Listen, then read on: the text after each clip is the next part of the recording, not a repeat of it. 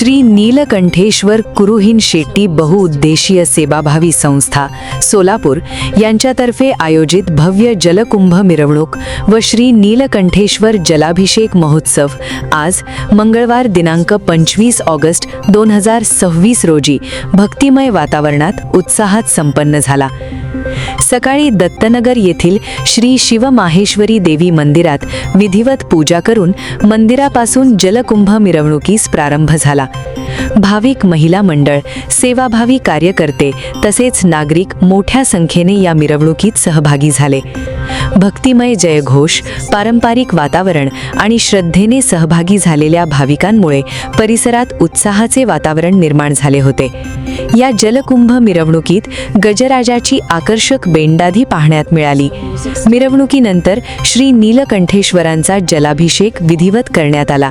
यावेळी भाविकांनी मोठ्या श्रद्धेने जलाभिषेक करून दर्शन घेतले।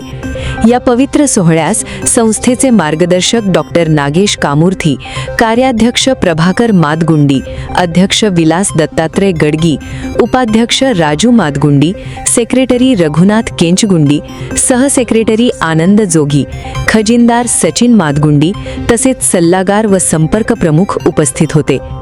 कार्यक्रमाच्या यशस्वी आयोजनासाठी संस्थेच्या सर्व पदाधिकारी, कार्यकर्ते आणि सेवाभावी सदस्यांनी परिश्रम घेतले।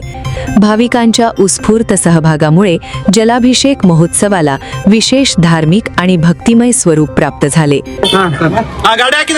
सालाबादाप्रमाणे यंदाही सोलापुरात कुरुहीन शेट्टी ज्ञाती संस्थेवरून तर्फे दर श्रावण मासात त्रयोदशी तिथी ही यावेळी श्री नीलकंठेश्वर जत्रा महोत्सव साजरा होत असतो। ते औचित्य साधून सेवाभावी संस्थेकडून सालाबादाप्रमाणे यंदाही महिला मंडळाकडून जलकुंभाभिषेक दत्तनगर येथील श्री शिवमहेश्वर मंदिर येथून श्री नीलकंठेश्वर मंदिरापर्यंत जलकुंभाभिषेक घेऊन जात असून आणि तेथे रुद्राभिषेक, जलकुंभाभिषेक इत्यादी प्रमाणे कार्यक्रम होत असतात आणि दुपारी 12 वाजून 32 मिनिटाने महादेवाचा श्री नीलकंठेश्वर अक्षता सोहळा संपन्न होतो आणि 1:15 वाजता रथोत्सवाचा प्रारंभ होतो। ओम नीलकंठेश्वराय नमः।